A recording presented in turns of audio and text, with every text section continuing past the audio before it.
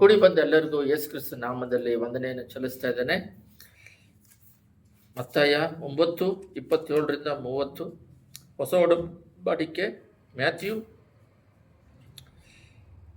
9ನೇ ಅಧ್ಯಾಯ 27-30.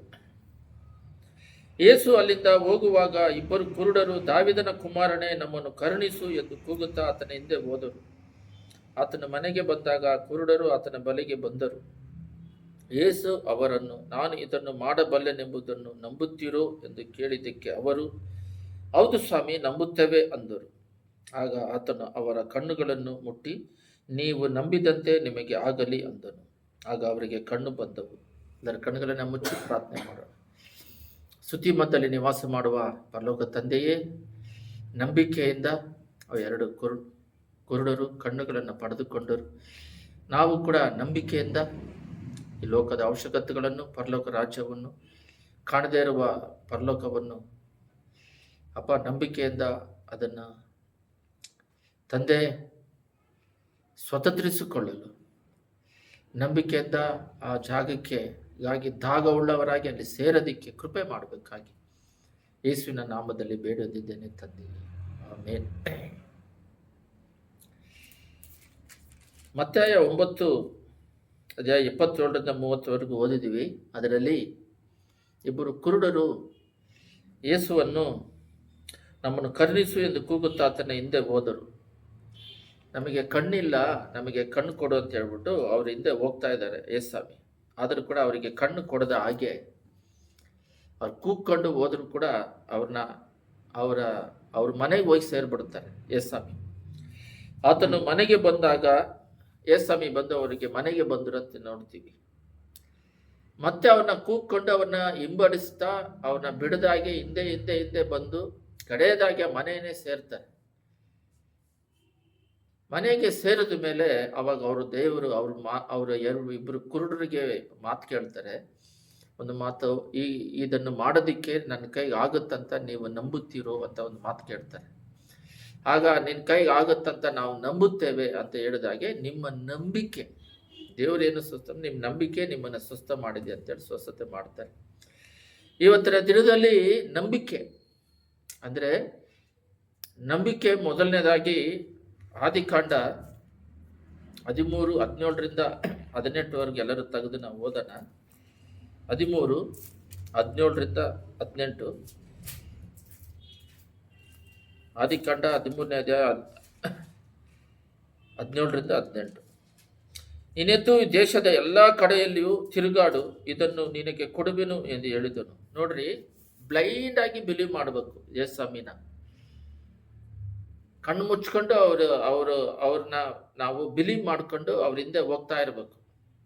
ಅಧಿಕವಾಗಿ ಪ್ರಾರ್ಥನೆಯಲ್ಲಿ, ವಾಕ್ಯದಲ್ಲಿ ಅವ್ರನ್ನ ನಂಬಬೇಕು. ನಾವು ದೇವರನ್ನ ನಂಬದ ಹಾಗೆ ಮನುಷ್ಯರನ್ನ ಆಗಲಿ, ಈ ಲೋಕಸ್ಥರ ಫ್ರೆಂಡ್ಸ್ಗಳನ್ನ, ತಂದೆ ತಾಯಿ ಕೂಡ ಅವರು ವಿಧೇಯರಾಗಬೇಕು ಅಂತಿದೆ ಬೈಬಲಲ್ಲಿ, ವಿಧೇಯತೆ ಆಗಬೇಕು. ಆದರೆ ತಂದೆ ತಾಯಿಗಿನ್ನ ಹೆಚ್ಚಾಗಿ ದೇವರನ್ನೇ ಪ್ರೀತಿ ಮಾಡಬೇಕು.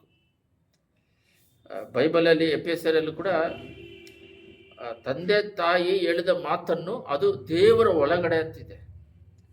ಆದರೆ ಒಬ್ಬೊಬ್ಬರು ಮಕ್ಕಳು ಬಂದು ದೇವರಿಗೆ ವಿರೋಧವಾಗಿ ತಂದೆ ತಾಯಿ ಹೇಳಿದ್ರು ಕೂಡ ಅದ್ರ ದೇವರು ಒಳಗಡೆ ಇದ್ದರೆ ಅದನ್ನು ನಂಬ್ತಾರೆ. ಆದರೆ ಅವರಿಗೆ ರೆಸ್ಪೆಕ್ಟ್ ಕೊಡ್ತಾರೆ, ಎಲ್ಲ ಮಾಡ್ತಾರೆ. ಆದರೆ ಇದು ದೇವರಿಗೆ ವಿರೋಧವಾದದ್ದು ಮಾಡೋದಿಲ್ಲ. ಬಟ್ ನಿಮ್ಮನ್ನ ಪ್ರೀತಿ ಮಾಡ್ತೀವಿ, ರೆಸ್ಪೆಕ್ಟ್ ಕೊಡ್ತೀವಿ ಅಂತ ಹೇಳ್ತಾರೆ.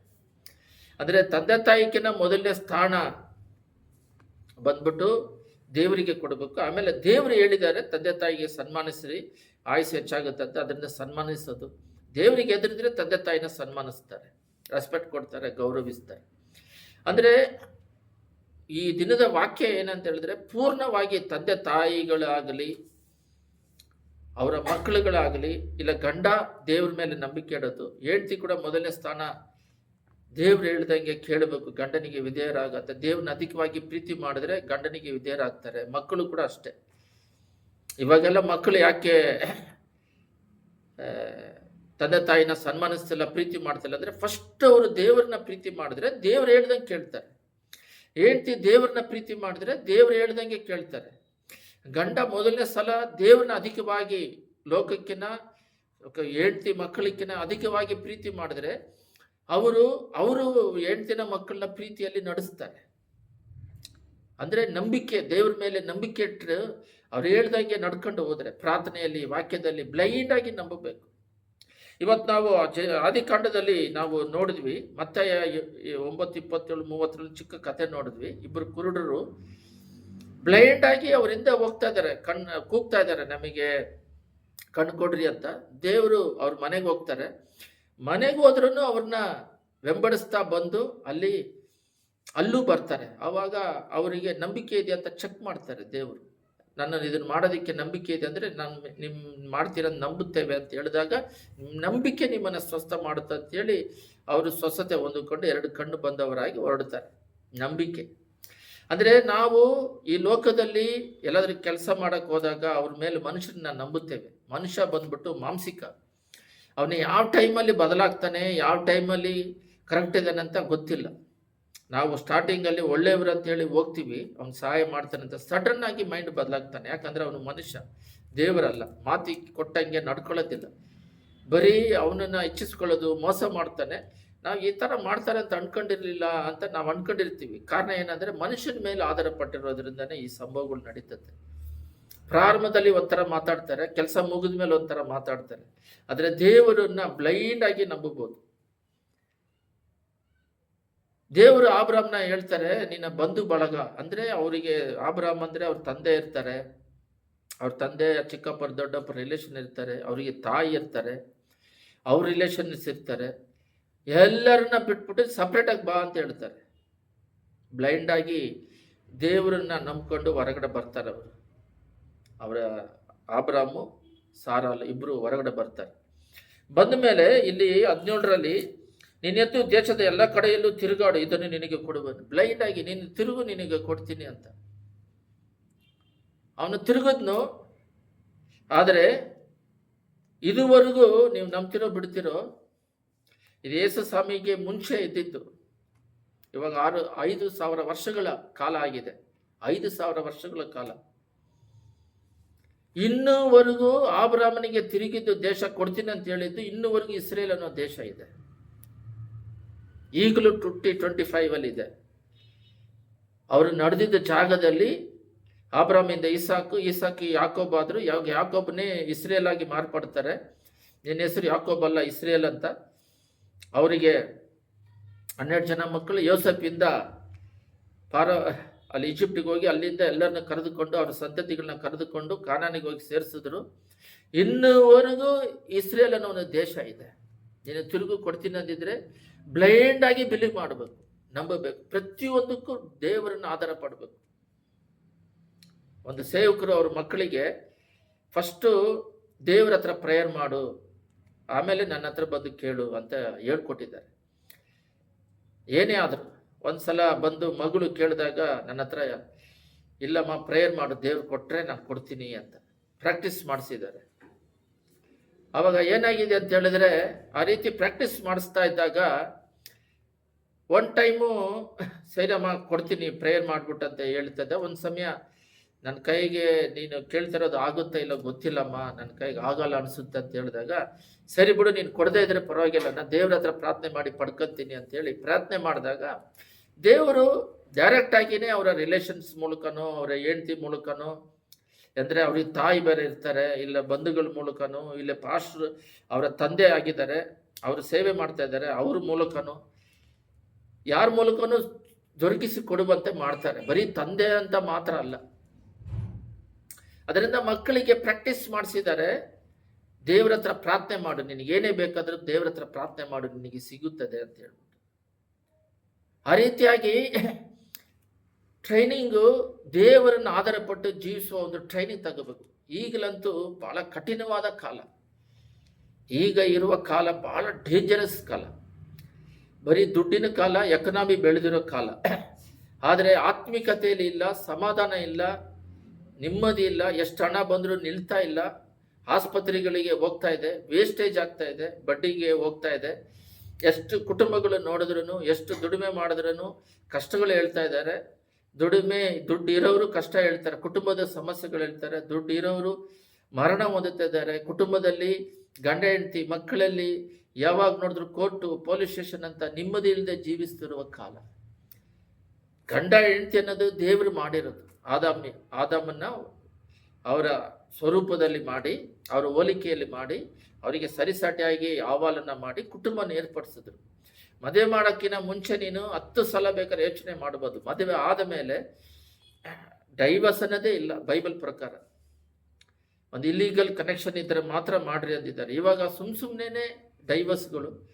ಮಕ್ಕಳು ಇಷ್ಟ ಬಂದಂಗೆ ಅವರು ಮ್ಯಾರೇಜ್, ನಾನು ಈ ಹುಡುಗಿನ ಸೆಲೆಕ್ಟ್ ಮಾಡಿದ್ದೀನಿ, ಆ ಹುಡುಗಿನ ಬರೀ ಹೊರಗಿನ ತೋರಿಕೆ ನೋಡಿ ಪ್ರಾರ್ಥನೆ ಮಾಡಿ ದೇವರ ಚಿತ್ತವಿದೆಯಾ ಅಂತ ಹೇಳಿ ಪ್ರಾರ್ಥನೆ ಮಾಡಿ ಮಾಡ್ಕೊಂತಲ್ಲ, ಆಮೇಲೆ ಕಣ್ಣೀರಿಂದ ಅವ್ರ ಜೀವನ ಮುಳುಗೋಗ್ತಾ ಇದೆ.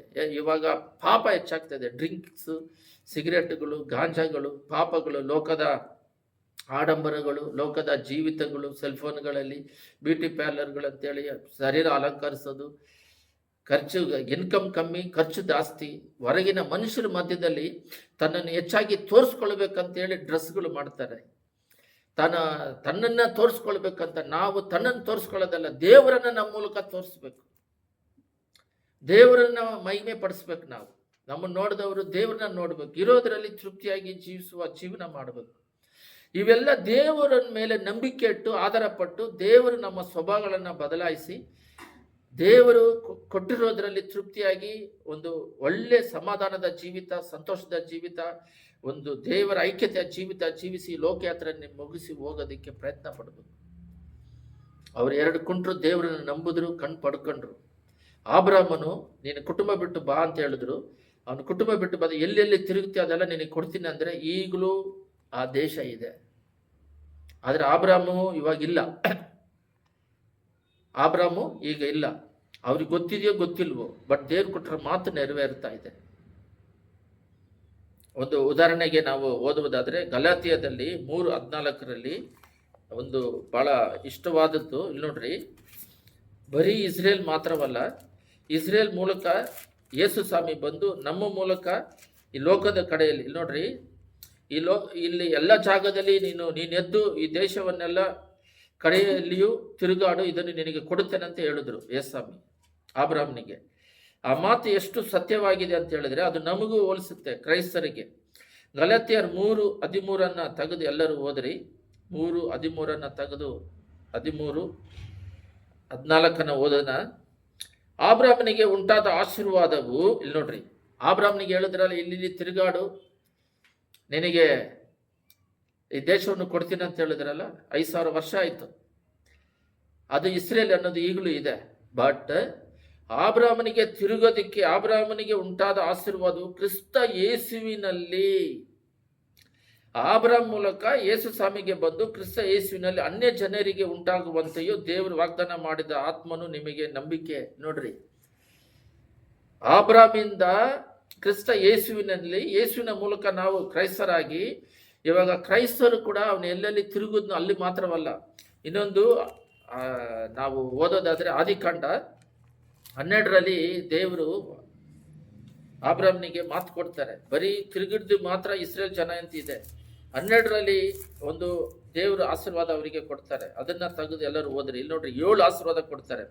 ನಾನಿನ್ನು ದೊಡ್ಡ ಜನಾಂಗ ಆಗುವಂತೆ ಮಾಡಿ, ಈ ಆಶೀರ್ವಾದ ನೀನು ಎಲ್ಲಿ ತಿರುಗು ನಿನಗೆ ಕೊಡ್ತೀನಿ ಅಂದ್ರು. ಆ ಆಶೀರ್ವಾದ ಬಂದು ಈಗಲೂ ಇಸ್ರೇಲ್ ಅನ್ನೋದು ಇದೆ.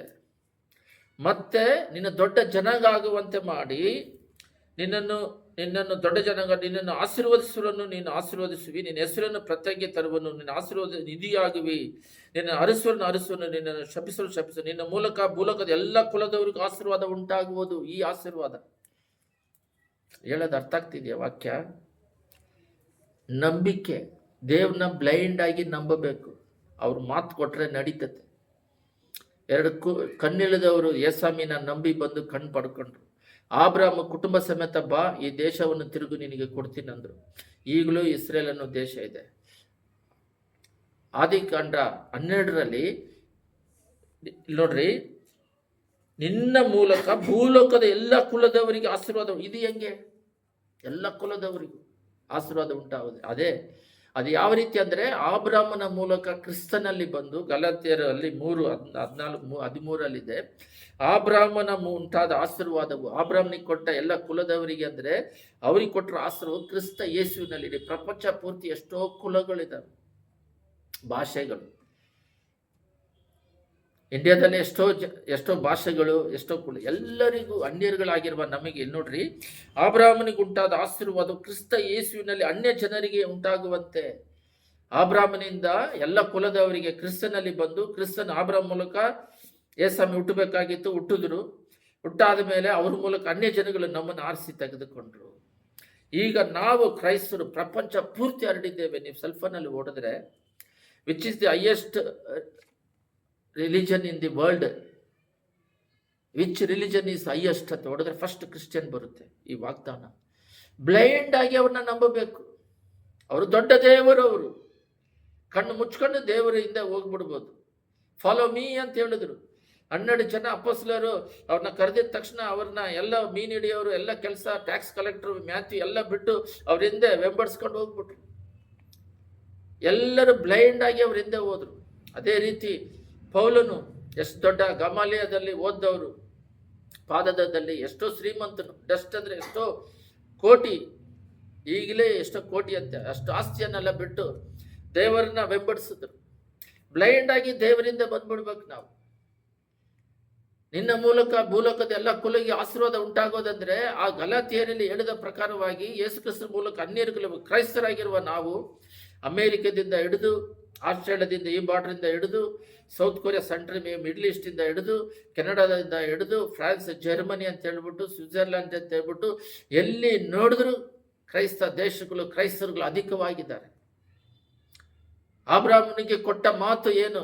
ನೀನು ತಿರುಗು, ಇದೆಲ್ಲ ನಿನಗೆ ಕೊಡ್ತೀನಿ ಅಂದರು. ಇಸ್ರೇಲ್ ದೇಶ ಇದೆ, ನಿನ್ನ ಮೂಲಕ ಭೂಲೋಕದವರ ಎಲ್ಲ ಕುಲದವರಿಗೆ ಆಶೀರ್ವಾದ, ಅದ್ರ ಮೂಲಕ ಯೇಸ್ವಾಮಿ ಬಂದು ಎಲ್ಲ ಕುಲದವರಿಗೆ ಆಶೀರ್ವಾದ ಉಂಟಾಗಿದೆ.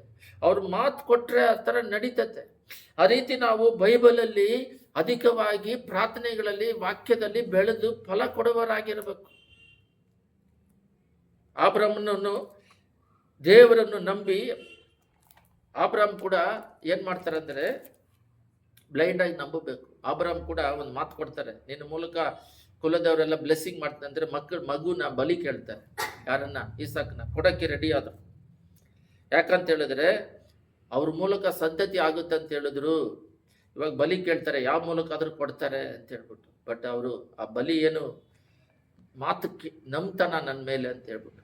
ಅದೇ ರೀತಿಯಾಗಿ ನಾವು ಕೂಡ ಬ್ಲೈಂಡ್ ಆಗಿ ದೇವರನ್ನ ನಂಬುವವರಾಗಿರ್ಬೇಕು. ಇದು ನಾವು ಇಬ್ರಿಯರಲ್ಲಿ ನಾವು ತೆಗೆದು ಧ್ಯಾನಿಸೋಣ. ಇಬ್ರಿಯರಲ್ಲಿ ಫಸ್ಟು ರೋಮರಲ್ಲಿ 10:9 ಆಬ್ರಾಮ್ ಮೂಲಕ ಯೇಸಾಮಿ ಬಂದರು, ಯೇಸಾಮಿ ಮೂಲಕ ಅನ್ಯ ಜನಗಳಾಗಿರುವ ನಾವು ಬಂದಿದ್ದೇವೆ. ಅದರಲ್ಲಿ ರೋಮರ್ 10:9 ಒಂದು ಮಾತಿದೆ, ಅದೇನೆಂದರೆ ನೀನು ಯೇಸುವನ್ನು ಕರ್ತನೆಂದು ಬಾಯಿಂದ ಅರಿಕೆ ಮಾಡಿಕೊಂಡು, ಯೇಸುವೇ ನಿಜವಾದ ದೇವರಂತ ಬಾಯಿಂದ ಅರಿಕೆ ಮಾಡಿ, ಅವರು ಕನ್ಯೆ ಮಾರ್ಗದ ಗರ್ಭದಲ್ಲಿ ಹುಟ್ಟುದರಂತೇಳಿ, ಅವರು ದೇವರಂತೇಳಿ, ಅವರು ಈ ಲೋಕದಲ್ಲಿ 3.5 ವರ್ಷ ಸೇವೆ ಮಾಡಿದ್ರು, ಮತ್ತೆ ಸತ್ಯ ಪರಲೋಕ ರಾಜ್ಯಕ್ಕೆ ಹೋಗಿದ್ದಾರೆ. ಅವ್ರು ಹೇಳ್ಬಿಟ್ಟು ಹೋಗಿದ್ದಾರೆ ಯೋವಾನಲ್ಲಿ 14 ನಾನು ಹೋಗಿ ನಿಮಗೋಸ್ಕರ ಪರಲೋಕ ರಾಜ್ಯದಲ್ಲಿ ವಾಸಸ್ಥಳವನ್ನು ಏರ್ಪಡಿಸ್ತೇನೆ, ನಾನು ಬಂದು ನಿಮ್ಮನ್ನು ಕರ್ಕೊಂಡು ಹೋಗ್ತೇನೆ ಅಂತೇಳಿ. ಅದನ್ನೆಲ್ಲ ವಿಶ್ವಾಸಿಸ್ಬೇಕು, ನಂಬಬೇಕು. ಆ ರೀತಿ ನಂಬಿಕೆಯಿಂದ ಈ ಲೋಕ ಯಾತ್ರೆಯನ್ನು ಮುಗಿಸಿದ್ರೆ ಸೂಪರ್ ಆಗಿರುತ್ತೆ ಜೀವನ. ಲೋಕವನ್ನು ಈಸಿಯಾಗಿ ಜಯಿಸ್ಬೋದು. ಲೋಕವನ್ನು ಜಯಿಸುವಂಥದ್ದು ನಂಬಿಕೆ ಅಂತ ಬೈಬಲ್ ಹೇಳ್ತಾ ಇದೆ. ಯೇಸು ಹೇಳಿದ್ದಾರೆ, ನಾನು ಲೋಕವನ್ನು ಜಯಿಸಿದೆ ಅಂತ. ಅದರಿಂದ ನಾವು ದೇವರನ್ನು ಆಧಾರ ಪಟ್ಟುಕೊಂಡು ಲೋಕವನ್ನು ಜಯಿಸ್ಕೊಂಡು ಹೋಗ್ಬಿಡ್ಬೋದು.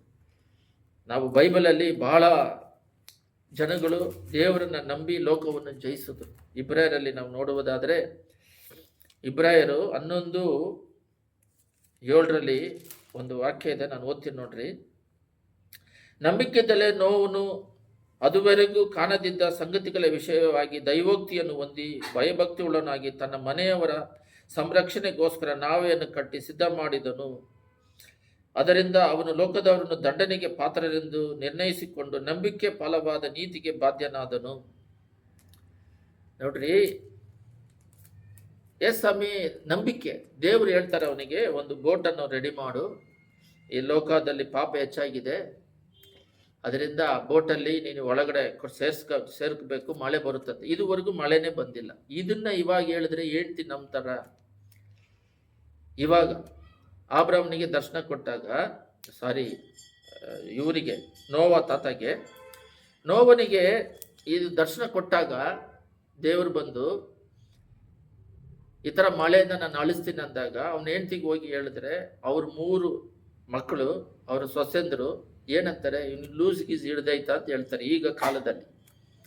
ಆದರೆ ದೇವರನ್ನ ನಂಬುದ್ರು, ಆ ದರ್ಶನನ ಅವ್ರ ಹೆಂಡ್ತಿ ಮಕ್ಕಳಿಗೆ ಸೇರಿಸಿದ್ರಲ್ಲ, ಆ ನಂಬಿಕೆನ ಇವ್ರು ನಂಬಿದ್ದಿಲ್ದ ಮೇಲೆ ಅವ್ರ ಮಕ್ಕಳು ನಂಬುವಂತೆ ಮಾಡಿದ್ರು. ಅವ್ರ ಹೆಂಡ್ತಿ ಮಕ್ಕಳು, ಎಷ್ಟು ದೊಡ್ಡ ಕೃಪೆ ಆ ಹೆಂಡ್ತಿ ಮಕ್ಕಳಿಗೆ ನೋಡ್ರಿ. ಅವರು 100 ವರ್ಷ ಬೋಟನ್ನು ಕಟ್ಟೋದಿಕ್ಕೆ ಸಹಾಯ ಮಾಡ್ತಾರೆ. ಅವ್ರ ಹೆಂಡ್ತಿ ಇರೋ ಆಸ್ತಿ ಪಾಸ್ತಿನೆಲ್ಲ ಮಾರಿ ಬೋಟ್ ಮಾಡ್ತಿದ್ಯಲ್ಲಯ್ಯ, ನಿನಗೇನು ತಲೆಗೆಲ್ಲ ಕೆಟ್ಟಾಯ್ತಾ ಅಂತ ಅವರು ಹೆಂಡ್ತಿ ಕೇಳಿದ್ರೆ ಏನು ಮಾಡೋದು? ಸಹಾಯ ಮಾಡಿದ್ರು. ಆ ದರ್ಶನನ ಕುಟುಂಬ ಸಮೇತ ತಗೊಂಡ್ರು ಅಂತ ಬೈಬಲ್ ಹೇಳ್ತೈತೆ. ಆ ದೈವಕ್ತಿಯನ್ನು ಕುಟುಂಬಕ್ಕೆ ಸೇರಿಸಿದ್ರು. ಸೇರಿದ ಮೇಲೆ ಬೋಟ್ ಮಾಡಿದ್ರು. ಸಮುದ್ರದಿಂದ ಮಳೆ ಫಸ್ಟ್ ಎಲ್ಲ ಬಂದ್ಬಿಟ್ಟು ಇಷ್ಟು ಬಿಸಿಲು ಇರ್ತಿರ್ಲಿಲ್ಲ, ಓಝೋನ್ ಅಂತ ಇತ್ತು. ಅದು ಒಡೆದೋದ ಮೇಲೆ ಇವ ಡೈರೆಕ್ಟ್ ಬಿಸಿಲು ಬಂದಾಗ ದ್ರಾಕ್ಷ ಎಲ್ಲ ಹುಳಿ ಇರ್ತಿರ್ಲಿಲ್ಲ. ಅದೇ ನೋವನ್ನು ಅದು ಡೈರೆಕ್ಟ್ ಹುಳಿ ಬಂದಾಗ ದ್ರಾಕ್ಷವನ್ನು ಕುಡಿದಾಗ ಮತ್ತಾಗಿರೋದು. ಅವರಿಗೆ ಗೊತ್ತಿಲ್ಲ, ಬಿಸಿಲು ಬಿದ್ದಾಗ ಅದು ಜಾಸ್ತಿ ಕುಡಿದಿದ ತಕ್ಷಣ ಅವರಿಗೆ ಮತ್ತಾಗುತ್ತೆ. ಅವಾಗ ಇದು ಬೆಟ್ಟಗಳೆಲ್ಲ ಕೆಳಗೆ ಮೇಲೆ ಆಗಿರೋದು. ಇವಾಗ ಅಲ್ಲಲ್ಲಿ ಮೇಲೆ ಕೆಳಗಿದ್ದೆಲ್ಲ ಪ್ಲೈನಾಗಿ ಇಳಿದಾಗಿದೆಯಲ್ಲ, ಅವಾಗ ಮಳೆಗಳು ಬಂದಾಗಿದ್ದಾನೆ. ಅದು ದೊಡ್ಡ ಹಿಸ್ಟ್ರಿ ಅದು. ಆದರೆ ಇವಾಗ ಆ ನಂಬಿಕೆ, ಏಸ್ವಾಮಿ ಹೇಳಿದ್ದನ್ನ ನಂಬಿ ಅವ್ರ ಕುಟುಂಬನ ಕಾಪಾಡಿಕೊಟ್ರು. ನಾವು ಕೂಡ ದೇವರ ಮೇಲೆ ಆಧಾರಪಟ್ಟು ನಂಬಿಕೆಯಿಂದ ನಮ್ಮ ಕುಟುಂಬಗಳನ್ನ ಕಾಪಾಡಬೇಕು ಬೋಟಲ್ಲಿ. ಅದೇ ಥರ ನಿತ್ಯ ರಾಜ್ಯಕ್ಕೆ, ಪರಲೋಕ ರಾಜ್ಯಕ್ಕೆ ಹೋಗೋದಕ್ಕೆ ನಮ್ಮನ್ನು ನಾವೇ ಕಾಪಾಡಿಕೊಳ್ಬೇಕು. ದೇವರನ್ನ ಬ್ಲೈಂಡ್ ಆಗಿ ನಂಬಬೇಕು. ಆಬ್ರಾಮನು ಕೂಡ ಅದ್ರ ಕೆಳಗಡೆ ಇದೆ. ಆಬ್ರಾಮನು ಕೂಡ ಇದೇ ರೀತಿ ನಂಬಿಕೆಯಿಂದನೇ ಮಕ್ಕಳನ್ನ ಬಲಿ ಕೊಡೋದಿಕ್ಕೆ ಅವ್ರ ಕುಟುಂಬಗಳನ್ನ ಬಿಟ್ಟು ಕಾಪಾಡಿಕೊಂಡ್ರು. ಮೋಸೆ, ಇಬ್ರೇಯರ್ 11:24 ನೋಡ್ರಿ, ಎಷ್ಟು ಚೆನ್ನಾಗಿದೆ. ಮೋಸೆಯ ದೊಡ್ಡವನಾದ ಮೇಲೆ ಪಾರೋನ ಕುಮಾರ್ತೆಯ ಮಗನೆನಿಸಿಕೊಳ್ಳುವುದು ಬೇಡವೆಂದು ನಂಬಿಕೆ ಅಂತ ಬಂದಿದೆ ನೋಡಿ. ಅರಣ್ಮನೆಯಲ್ಲಿ ಇದ್ದಾನೆ ಮೋಸೆ, ಪಾರೋನನ ಕುಮಾರ್ತೆ ಮಗಳು, ಅಂದ್ರೆ ಒಂದು ರಾಜ ಪವರ್ ಇದೆ. ನಂಬಿಕೆಯಿಂದಲೇ ಇದು ಬೇಡ ಅಂತ ಹೇಳ್ಬಿಟ್ಟು ಕೆಳಗಡೆ ಒಂದಿದೆ, ಸ್ವಲ್ಪ ಕಾಲ ಪಾಪ ಭೋಗನ ಅನುಭವಿಸೋದಕ್ಕಿಂತ ದೇವರ ಜನರಿಗೆ ಕಷ್ಟ ಅನುಭವಿಸುವುದು ಒಳ್ಳೆಯದೆಂದು ತೀರ್ಮಾನಿಸಿಕೊಂಡು ಕೆಳಗಡೆ ಒಂದು ವಾಕ್ಯ ಇದೆ, ಅವನು ಕ್ರಿಸ್ತನ ನಿಮಿತ್ತವಾಗಿ ಉಂಟಾಗುವ ನಿಂದನೆಯ ಶ್ರೇಷ್ಠ ಭಾಗ್ಯವನ್ನು ಎನಿಸಿಕೊಂಡನು. ಅವನು ಪರಲೋಕ ರಾಜ್ಯದ ದರ್ಶನವನ್ನು ಪಡೆದಿದ್ದ ಮೋಸೆ. ಅದರಿಂದ ಲೋಕದ ಭೋಗಗಳಿಗಿಂತ ಹೆಚ್ಚಾಗಿ ಆತ್ಮಿಕ ಆನಂದಕ್ಕಾಗಿ ಕಷ್ಟಗಳನ್ನು ಅನುಭವಿಸೋದಕ್ಕೆ ಮೋಸೆ ಬಂದರು. ನಾವು ದೇವರನ್ನು ನಂಬುದವರು ಯಾವುದೇ ವಿಧದಲ್ಲಿ ಬಿದ್ದೋಗೋದಿಲ್ಲ. ಇವಾಗ ಬಹಳ ಕುಟುಂಬಗಳು ಅಳೆದು ಹೋಗ್ತಿರೋದಕ್ಕೆ ಕಾರಣ ಏನಂತ ಹೇಳಿದ್ರೆ, ಸಾಲದ ಸಮಸ್ಯೆ ಆಗಲಿ, ವ್ಯಾಧಿಗಳಾಗಲಿ, ಕುಟುಂಬದಲ್ಲಿ ಕಷ್ಟ ಬರೋದಕ್ಕೆ ಕಾರಣ ಏನಂದ್ರೆ ದೇವರು ನಂಬುದಾಗೆ ಮನುಷ್ಯರನ್ನ ನಂಬುತ್ತಾರೆ. ಡಾಕ್ಟರ್ನ ಅಷ್ಟರ ಮಟ್ಟಿಗೆ ಅವರು ದೇವರ ಮೇಲೆ ಆಧಾರ ಪಡೋದಿಲ್ಲ. ಹೆಸರು ಕ್ರೈಸ್ತರಾಗಿರ್ತಾರೆ, ಬರ್ತಾರೆ ಹೋಗ್ತಾರೆ, ಆದರೆ ಅವರು ಪರಿಪೂರ್ಣವಾಗಿ ದೇವರ ಮಕ್ಕಳಾಗಿ ಇರೋದಿಲ್ಲ. ಅವರು ಬರೀ ಏನ್ ಮಾಡ್ತಾರೆ ಅಂತ ಹೇಳಿದ್ರೆ, ದೇವರ ಹತ್ರ ಬಂದು ಇವಾಗ ನಾವು ದೇವ್ರ ಮಕ್ಕಳು ಅಂತೀವಿ, ದೇವ್ರು ನಮ್ಮನ್ನು ಆಶೀರ್ವದಿಸ್ಲಿ ಅಂತೀವಿ. ಇವಾಗ ನಮಗೆಲ್ಲ ದೇವ್ರ ಆಶೀರ್ವಾದ ಕೊಡ್ತಾ ಇದೆ ದೇವರು. ಇವಾಗ ದೇವ್ರನ್ನ ಬಿಟ್ಟು ಇರೋರನ್ನ, ಸೈತಾನಲ್ಲಿ ಇರ್ತಾರಲ್ಲ, ಅವನು ದೇವ್ರ ಹೆಂಗೆ ಆಶೀರ್ವದಿಸ್ತಾರೆ ಅರ್ಥ ಆಗಿಲ್ಲ. ನಾವು ದೇವ್ರನ್ನ ನಂಬ್ಕೊಂಡು ದೇವ್ರನ್ನ ಆಧಾರ ಪಟ್ಟಿರೋದ್ರಿಂದ ದೇವ್ರು ನಮ್ಮನ್ನು ಬ್ಲೆಸ್ ಮಾಡಿ ಆಶೀರ್ವದಿಸ್ಕೊಂಡು ಹೋಗ್ತಾ ಇದ್ದಾರೆ. ದೇವ್ರನ್ನ ಬಿಟ್ಟು ಇದೀವಿ ಅಲ್ಲ, ಚರ್ಚಿಗೆ ಹೋಗ್ತೀವಿ, ಆದ್ಮೇಲೆ ನಂಬಿಕೆ ಇಲ್ಲ, ವಿಶ್ವಾಸ ಇಲ್ಲ, ಸೈತಾನನ ಬಂಧನದಲ್ಲಿ ಬಿದ್ದಿದ್ದೇವೆ. ಪಾಪ ಮಾಡಿಕೊಂಡೆ ದೇವ್ರು ಅಂದರೆ ನಾವು ರಿಲಿಜಿಯನ್ ಕ್ರಿಶ್ಚಿಯನ್, ಅಪ್ಪ ಕ್ರಿಶ್ಚಿಯನ್, ಮಗ ಕ್ರಿಶ್ಚಿಯನ್, ಚರ್ಚಿಗೆ ಹೋಗ್ಬೇಕು ಯಾಕಂದ್ರೆ ನಮ್ಮ ಕುಲ ಅದಂತ ಹೇಳ್ಬಿಟ್ಟು ಅದನ್ನ ಬ್ಲೈಂಡ್ ಆಗಿ, ಕುಲಾಗಿಲ್ಲ ಏನಿಲ್ಲ, ನಾನೇ ಮಾರ್ಗ ಸತ್ಯ ಜೀವವಾಗಿದ್ದೇನೆಂದರೆ ಇದರಲ್ಲಿ ಪರಿಶುದ್ಧತೆ ಮಾರ್ಗ, ಪಾಪದ ಮಾರ್ಗ ಇರೋದು. ಪರಿಶುದ್ಧ ಮಾರ್ಗ ಪರಲೋಕ ರಾಜ್ಯ, ಪಾಪದ ಮಾರ್ಗ ನರಕ. ಆದರೆ ಈ ಪರಿಶುದ್ಧ ಮಾರ್ಗದಲ್ಲಿ ನಡೆಯೋದು ಬಿಟ್ಟು ಪಾಪದ ಭೋಗಗಳಲ್ಲಿ ದೇವ್ರ ಮೇಲೆ ನಂಬಿಕೆ ಇಟ್ಟು ಅವ್ರನ್ನ ಬಿಲೀವ್ ಮಾಡಿದ ಹಾಗೆ ಪಾಪದಲ್ಲಿ ಇದ್ದಾಗ ಅವಾಗ ದೇವ್ರು ಹೆಂಗ್ ಬ್ಲೆಸ್ ಮಾಡ್ತಾರೆ? ಅವನಲ್ಲಿ ಸೈತಾನ್ ಇರ್ತಾನಲ್ಲ, ಸೈತಾನ್ ಬ್ಲೆಸ್ ಮಾಡಬೇಕು. ಅದಕ್ಕೆ ಕಷ್ಟಗಳು ನಷ್ಟಗಳು. ಅವನ ಯಾವ ರೀತಿ ಬ್ಲೆಸ್ ಮಾಡ್ತಾನೆ? ಪಾಪದ ಕಾರ್ಯಕ್ರಮಗಳಲ್ಲಿ ಮುಳುಗಿಸಿ ಅದರಿಂದ ಸಿಗುವಂಥದ್ದು ವೇದನೆ, ದುಃಖ, ಶಾಪ, ಪಾಪನೆ. ಸೈತಾನ್ ಕೊಡುವುದು ಹಣಗಳ ಆಶೀರ್ವಾದ ಅಲ್ಲ, ಪಾಪದಿಂದ ಬರುವಂಥದ್ದು. ದೇವ್ರು ಕೊಡುವುದು ಒಳ್ಳೆ ಸ್ವಲ್ಪ ಹಣವಾದರೂ ಆಶೀರ್ವಾದಕರವಾಗಿರುತ್ತೆ, ಸಮಾಧಾನವಾಗಿರುತ್ತೆ. ಅದರಲ್ಲಿ ವೇದನೆ, ದುಃಖ ಇರೋದಿಲ್ಲ. ಈ ರೀತಿಯಾಗಿ ದೇವರನ್ನ ಬ್ಲೈಂಡ್ ಆಗಿ ನಂಬಬೇಕು. ಎಷ್ಟು ದೊಡ್ಡ ರಾಜನಾಗಿದ್ರು ಕೂಡ ನಂಬಿಕೆಯಿಂದಲೇ ಅಷ್ಟು ದೊಡ್ಡ ರಾಜ ಕುಮಾರ್ತೆ ಮಗ ಅನ್ನಿಸೋದಕ್ಕಿಂತ ದೇವರ ಸ್ವಭಾವದಲ್ಲಿ ದೇವರನ್ನ ಆಧಾರಪಟ್ಟು ಜೀವಿಸೋದು, ಈ ಪರಲೋಕ ರಾಜ್ಯದ ಮಾರ್ಗವನ್ನು ಹುಡುಕಿ ಹೋಗೋದಕ್ಕೆ ಅವರೆಲ್ಲ ಇಷ್ಟಪಟ್ಟು ಎಲ್ಲವನ್ನು ತ್ಯಜಿಸಿ ಬಂದರು. ಅದರಲ್ಲೇ 11:30 ಓದೋಣ. ಇಬ್ರೇಯರ್ 11:30. ನಂಬಿಕೆಯಿಂದಲೇ ಅವರು 7 ದಿವಸಗಳ ತನಕ ಯೆರಿಕೋ ಪಟ್ಟಣದ ಗೋಡೆಯನ್ನು ಸುತ್ತಿದ ಮೇಲೆ ಅವು ಬಿದ್ದವು. ಬ್ಲೈಂಡ್ ಆಗಿ ದೇವ್ರು ನಂಬಬೇಕು. ದೇವ್ರು ಹೇಳ್ತಾರೆ, ಈ ಪಟ್ಟಣ ಇದೆಯಲ್ಲ ಹೆಂಗೆ ಅಂತ, ಸುಮ್ಮನೆ ತಿರುಗು 7 ಸಲ ಅಂತ. ಅದು ಹೆಂಗೆ ತಿರುಗಿದ್ರೆ ಬೀಳುತ್ತೆ? ಮರು ಪ್ರಶ್ನೆ ಕೇಳಬಾರ್ದು. ರೌಂಡ್ ಆಗಿ ಹಿಂಗೆ ತಿರುಗಿದ್ರೆ ಅದು ಹೆಂಗೆ ಬೀಳುತ್ತಂದ್ರೆ ಪ್ರಶ್ನೆ ಕೇಳ್ದಂಗೆ ಹಂಗೆ ತಿರುಗಿದ್ರು ಅದು ಯೆರಿಕೋ ಪಟ್ಟಣ ತುತ್ತೂರಿ ಶಬ್ದದಿಂದ ಬಿದ್ದೋಯ್ತು. ಅದು ಸೈಂಟಿಸ್ಟ್ಗಳೆಲ್ಲ ಯೆರಿಕೋ ಪಟ್ಟಣ ಈಗೂ ಕೂಡ ಬಿದ್ದೋಗಿರೋದು ಸ್ವಲ್ಪ ಸ್ವಲ್ಪ ಇದೆ, ಶಿಥಿಲಗಳಿದ್ದಾವೆ. 2 ಕಾರ್ ಹೋಗಿ ಬರ್ಬೋದಂತೆ. ಈ ಕಡೆ ಒಂದು ಕಾರ್, ಈ ಕಡೆ ಅಷ್ಟು ದೊಡ್ಡ ಗೋಡೆ ಅಂತದ್ದು. ಅದು ಆಟೋಮೆಟಿಕ್ ಆಗಿ ಬಿದ್ದೋಯ್ತು. ಬ್ಲೈಂಡ್ ಆಗಿ ದೇವ್ರು ನಂಬಬೇಕು.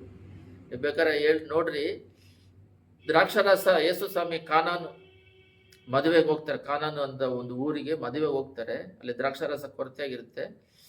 ಆ ದೊಡ್ಡ ದೊಡ್ಡ ಕೊಡಪಾನಗಳಿರ್ತವೆ, ಅದರಲ್ಲಿ ನೀರು ತುಂಬಿಸ್ರಿ ಅಂತಾರೆ. ಬೈಬಲಲ್ಲಿ ನೋಡಿದ್ರೆ ಆ ದ್ರಾಕ್ಷಾರಸ ಅದು ಖಾಲಿಯಾಗಿರೋದು, ಅದರಲ್ಲಿ ನೀರು ತುಂಬಿಸಿ ಅಂತೀರ ಹೇಳ್ತಿರಲ್ಲ ಅಂತೇಳಿ ಯಾರು ಪ್ರಶ್ನೆ ಮಾಡಲ್ಲ. ಬ್ಲೈಂಡ್ ಆಗಿ ದೇವ್ರು ನಂಬಬೇಕು.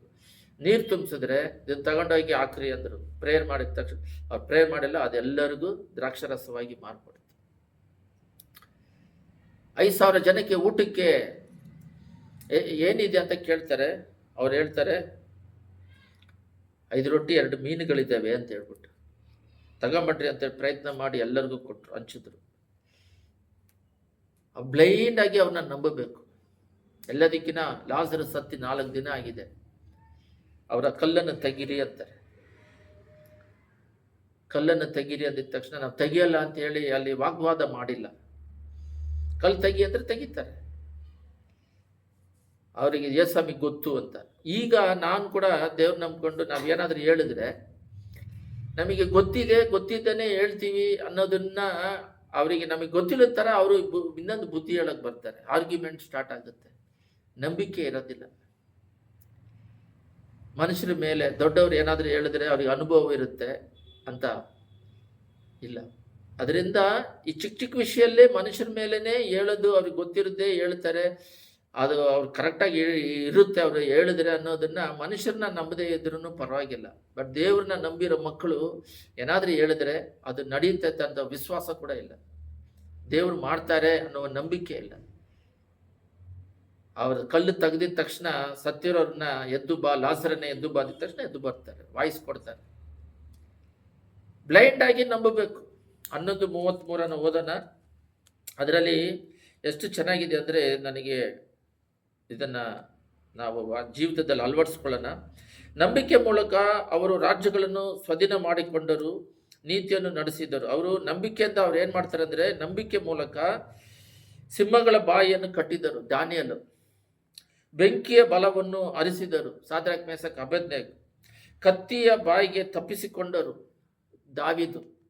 ಈ ಥರ ಭಾಳ ಇದ್ದಾರೆ, ನನಗೆ ಗೊತ್ತಿರೋದಿದೆ. ಇಲ್ಲಿ ನೋಡ್ರಿ 35. ಸ್ತ್ರೀಯರು ಸತ್ತು ಹೋಗಿದ್ದ ತಮ್ಮವರನ್ನು ಪುನರುತ್ಥಾನದಿಂದ ತಿರುಗಿ ಹೊಂದಿದರು. ದೇವರಿಗೋಸ್ಕರ ಸತ್ತೋಗ್ಬಿಟ್ಟು ಪುನರುತ್ಥಾನದಲ್ಲಿ ಪರಲೋಕ ರಾಜ್ಯದಲ್ಲಿ ತನ್ನ ಜೀವವನ್ನು ಕಾಪಾಡಿಕೊಂಡ್ರಂತೆ. ನಂಬಬೇಕು, ಸತ್ತ ಮೇಲೆ ಪರಲೋಕ ರಾಜ್ಯ ಇದೆ, ಅಲ್ಲಿ ಇರ್ತೀವಿ ಅಂತ. ಕೆಲವರು ತಾವು ಯಾತನೆ ಯಂತ್ರಕ್ಕೆ ಕಟ್ಟಲ್ಪಟ್ಟಾಗೆ ಶ್ರೇಷ್ಠ ಪುನರುತ್ಥಾನವನ್ನು ಹೊಂದುವುದಕ್ಕೋಸ್ಕರ ಬಿಡುಗಡೆ ಬೇಡವೆಂದು ಹೇಳಿ ಮುರಿಸಿಕೊಂಡು ಸತ್ತರು. ಬಾ ಬಾ ಬಾ ಬಾ ಬಾ ಬಾ ಬಾ. ಇದು ಡೀಪ್ ನಂಬಿಕೆ. ಈ ಚಿಕ್ಕ ಚಿಕ್ಕ ವಿಷಯನೇ ನಂಬಿಕೆ ಇಲ್ಲ ಅಂತ ಹೇಳಿದ್ರೆ, ದೇವರು ಬೈಬಲಲ್ಲಿ ಜೀವಂತವಾಗಿದ್ದಾಗ ಕಣ್ಣು ಕೊಟ್ಟಿದ್ದಾರೆ, ಸತ್ತವ್ರನ್ನ ಎಬ್ಬರಿಸಿದ್ದಾರೆ, ಕುರುಡರಿಗೆ ಕಣ್ಣು ಬಂತು, ಬ್ಲೈಂಡ್ ಆಗಿ ಆಬ್ರಹಾಮನ ನಂಬಿದ್ರು, ಆಶೀರ್ವಾದ ಪಡ್ಕೊಂಡ್ರು, ಎಲ್ಲರೂ ಇವಾಗ ಇಷ್ಟುವರೆಗೂ ನೋಡಿದ್ವಿ. ಆದರೆ ಕಡೆದಾಗಿ ಬೈಬಲ್ ಹೇಳುತ್ತೆ, ನಿಮಗೆ ಪರಲೋಕ ರಾಜ್ಯ ಇಟ್ಟಿದ್ದೀನಿ ಅಂತ ಹೇಳ್ಬಿಟ್ಟು. ಕಣ್ಣಿಗೆ ಕಾಣದೇ ಇರೋದು, ಕಾಣದನ್ನ ನೋಡಿ ಕಾಣದೇ ಇರೋದನ್ನ ನಾವು ಕಳ್ಕೊತಾ ಇದ್ದೀವಿ. ಇಲ್ಲಿ ಏನಿದೆ ಅಂದರೆ ಈ ವಾಕ್ಯ, ಕೆಲವರು ತಾವು ಯಾತನೆಯ ಯಂತ್ರಕ್ಕೆ ಕಟ್ಟಲ್ಪಟ್ಟಾಗ ಶ್ರೇಷ್ಠ ಪುನರುತ್ಥಾನವನ್ನು ಹೊಂದುವುದಕ್ಕೋಸ್ಕರ ಯಂತ್ರದಲ್ಲಿ ಕಟ್ಟಿ ಅವ್ರನ್ನ ಸಾಯಿಸೋದಕ್ಕೆ ತನ್ನನ್ನು, ಅವರೆಲ್ಲ ಇಲ್ಲಿ ಕೆಳಗಡೆ ಇದೆ 36ರಲ್ಲಿ, ಬೇರೆ ಕೆಲವರು ಅಪಹಾಸ್ಯ, ಕೊರಡೆಯ ಪೆಟ್ಟು, ಬೇಡ, ಸೆರೆಮನೆ ಇವುಗಳನ್ನು ಅನುಭವಿಸಿದರು. ಕೆಲವರು ಜನರು ಕಲ್ಲೆಸೆದು ಕೊಂದರು ಸ್ತೆಫನನನ್ನು. ಕೆಲವರನ್ನು ಗರಗಸದಿಂದ ಕೊಯ್ದು ಕೊಂದರು. ಗರಗಸದಿಂದ ಪೌಲನನ್ನು ತಲೆ ಕಟ್ ಮಾಡ್ತಾರೆ. ಪೇತ್ರನನ್ನು ಕಾಲ್ ಮೇಲೆ ತಲೆ ಕೆಳಗಾಟಿ ಚರ್ಮ ಸುಳಿದು ಸಾಯಿಸ್ತಾರೆ. ಬೇರೆ ನಮ್ಮ ಅಪೊಸ್ತಲರುಗಳನ್ನು ದೇವದ್ರೋಹಿಗಳಾಗಿ ಪ್ರಾಣವನ್ನು ಉಳಿಸಿಕೊಳ್ಳಿರೆಂದು ಕೆಲವರನ್ನು ಪ್ರೇರೇಪಿಸಿದರು. ಪ್ರಾಣ ಉಳಿಸ್ಕೊಳ್ರಿ ಅಂತೇಳಿ, ದೇವ್ರನ್ನ ತಿರಸ್ಕರಿಸ್ರಿ ಅಂತ ಹೇಳ್ಬಿಟ್ಟು ಹಿಂಸೆ ಮಾಡಿದ್ರೆ, ಅವರ ನಂಬಿಕೆ ವಿಶ್ವಾಸ ಏನಿದೆ ಅಂತ ಹೇಳಿದ್ರೆ, ಅವರೇ ತನಗೆ ತಾನೇ ಶ್ರೇಷ್ಠ ಪುನರುತ್ಥಾನ ಹೊಂದುವುದಕ್ಕೋಸ್ಕರ ಬಿಡುಗಡೆ ಬೇಡವೆಂದು ಹೇಳಿ ಮುರಿಸಿಕೊಂಡು ಸತ್ತರು. ಕೋಪಿಸ್ಕೊಂಡ್ರಂತೆ. ಏನಂತ? ನಮಗೆ ಈ ಜೀವನ ದೇವ್ರನ್ನ ತಿರಸ್ಕರಿಸೋದಿಲ್ಲ, ನಾವಿಲ್ಲಿ ಸತ್ರೆ ಪರಲೋಕ ರಾಜ್ಯಕ್ಕೆ ಹೋಗ್ತೀವಂತ. 1ನೇ ಶತಮಾನದಿಂದ 4ನೇ ಶತಮಾನವರೆಗೂ ಬರೀ ಪರಲೋಕ ರಾಜ್ಯಕ್ಕೋಸ್ಕರನೇ ತನ್ನ ಪ್ರಾಣವನ್ನು ತ್ಯಾಗ ಮಾಡಿದ್ರು ನಂಬಿಕೆಯಿಂದ.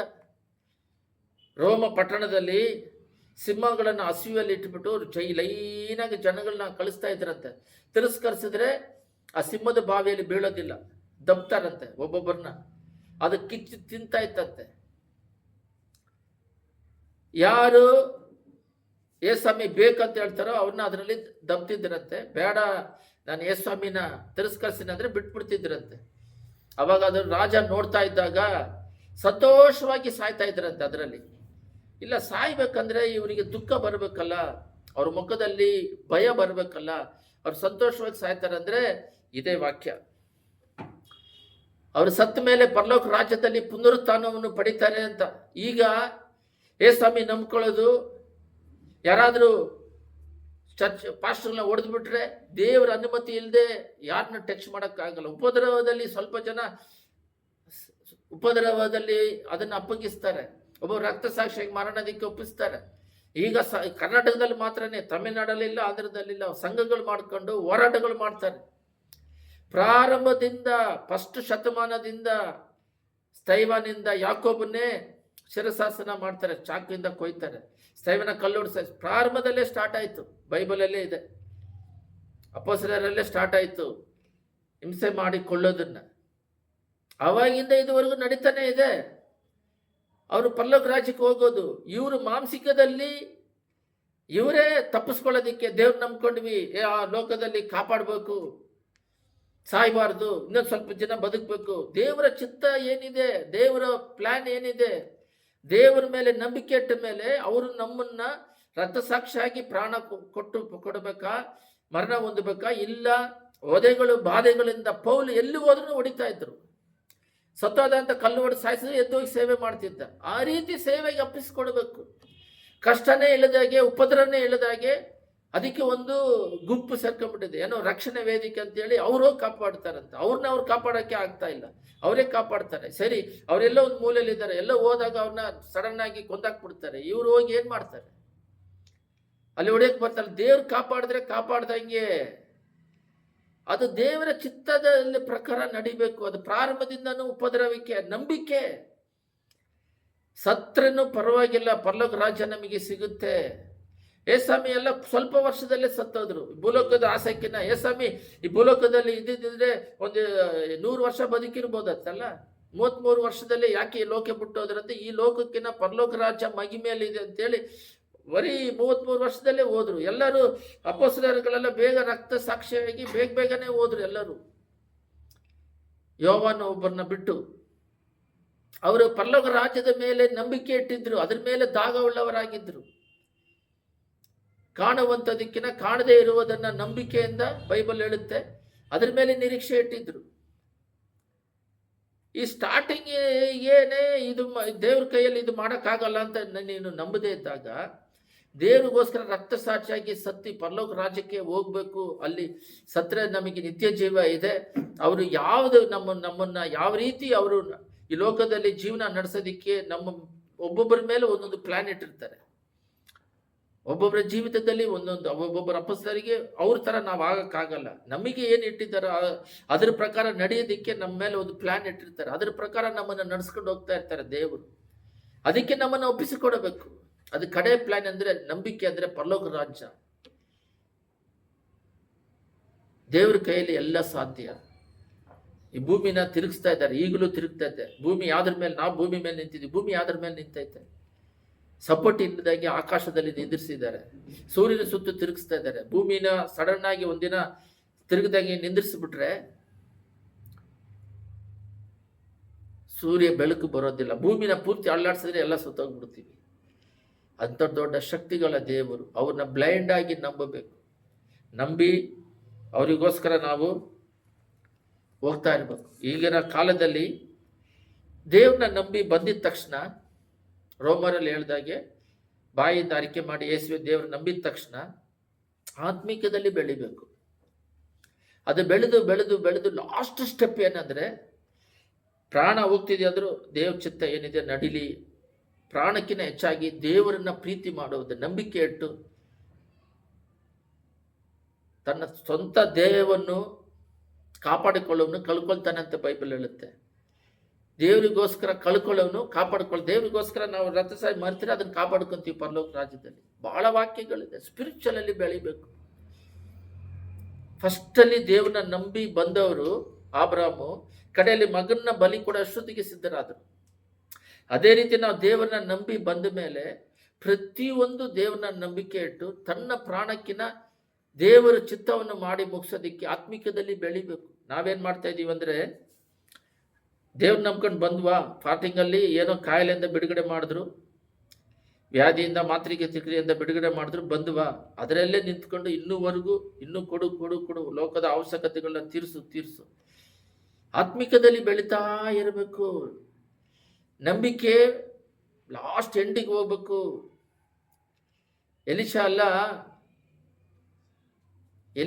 ಎಲಿಯಾ ಅಲ್ಲ ಎಷ್ಟು ದೊಡ್ಡ ಅದ್ಭುತಗಳನ್ನ ನಂಬಿಕೆಯಿಂದ ಮಾಡ್ತಾರೆ. ಎಲಿಶಾ ಬಂದ್ಬಿಟ್ಟು ಒನ್ ಟೈಮ್ ಅವನಿಗೆ ವಿರೋಧವಾಗಿ ಸೈನ್ಯನೇ ಬಂದು ನಿಂತಾಗ ಪಕ್ಕದಾಗಿ ಅವ್ನು ಎದುರ್ತಾನೆ. ಅವಾಗ ಅವನ ಆತ್ಮಿಕ ಕಣ್ಣು ತೆರೆದಾಗ ಅವಾಗ ನೋಡಿದ್ರೆ ದೇವದೂತರ ಸೈನ್ಯ ಭಯಂಕರವಾಗಿದೆ. ಅವಾಗ ಹೇಳ್ತಾನೆ, ಇವ್ರಿಗಿನ ಅವ್ರು ದಾಸಿ ಅಂತ ಕುರುಡರಾಗಿ ಮಾಡಿ ಊಟ ಮಾಡಿ ಕಳಿಸ್ತಾನೆ.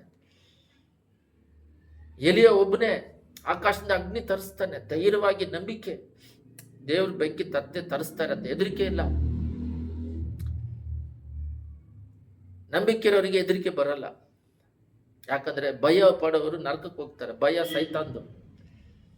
ದೇವ್ರ ಮೇಲೆ ನಂಬಿಕೆ ಇರೋರು ಯಾವತ್ತೂ ಹೆದರೋದಿಲ್ಲ. ದೇವರು ಅಭಿಷೇಕ ಬೇಕು.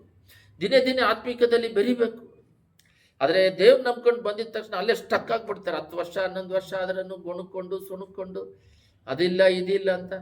ಆತ್ಮಿಕದಲ್ಲಿ ಬೆಳೆದರೆ ತಾನೇ ಅವ್ರು ಏನಾದರೂ ಸ್ಟೆಪ್ಪು ದೇವರು ನಮ್ಮ ಮೂಲಕ ದೊಡ್ಡ ಕಾರ್ಯ ಮಾಡೋದಿಕ್ಕೆ. ಪ್ರಾರ್ಥನೆ ಮಾಡೋಣ. ಸುತಿಮದಲ್ಲಿ ನಿವಾಸ ಮಾಡುವ ಪರಲೋಕ ತಂದೆಯೇ, ನಂಬಿಕೆ ಬಗ್ಗೆ ಮಾತಾಡಿದ್ರಿ. ಬ್ಲೈಂಡ್ ಆಗಿ ನಿನ್ನ ನಂಬಿ ಏನು ಬೇಕಾದರೂ ಲೋಕವನ್ನು ಜಯಿಸಿ ಅಪ್ಪ ಪರಲೋಕ ರಾಜ್ಯಕ್ಕೆ ಬರ್ಬೋದು. ಈ ಲೋಕವನ್ನು ಜಯಿಸೋದು ನಂಬಿಕೆ, ಪರಲೋಕ ರಾಜ್ಯವನ್ನು ಸೇರೋದು ನಂಬಿಕೆ. ಈ ಲೋಕದಲ್ಲಿ ಎಷ್ಟೇ ಸಮಸ್ಯೆಗಳು ಈ ಕಾಲದಲ್ಲಂತೂ ಭಯಂಕರವಾಗಿದೆ, ಎಲ್ಲವನ್ನು ಜಯಿಸಲು ನಂಬಿಕೆ. ಬ್ಲೈಂಡ್ ಆಗಿ ಆಬ್ರಹಾಮನು ನಿನ್ನನ್ನು ನಂಬಿ ಬಂದರು. ನಾವು ಕೂಡ ನಿಮ್ಮನ್ನು ಬ್ಲೈಂಡ್ ಆಗಿ ನಂಬುವಂತೆ ಕೃಪೆ ಮಾಡಿರಿ. ದೇವರನ್ನು ನಂಬೋದು ಬಿಟ್ಟು ಮನುಷ್ಯರನ್ನು ನಂಬಿದ್ದಕ್ಕೆ ಬಹಳ ಅನಾಹುತಗಳನ್ನು ಕುಟುಂಬಗಳು ಅನುಭವಿಸ್ತಾ ಇದ್ದಾವೆ. ಈ ಬಂದಿರೋರು ಯೂಟ್ಯೂಬ್ ಮೂಲಕ ಕೇಳುವ ಸುವಾರ್ತೆ ಕೇಳಿ ಬಲಪಡಲು ಕೃಪೆ ಮಾಡಿರಿ. ಯೇಸುವಿನ ನಾಮದಲ್ಲಿ ಬೇಡುತ್ತಿದ್ದೇವೆ ತಂದೆಯೇ, ಆಮೇನ್.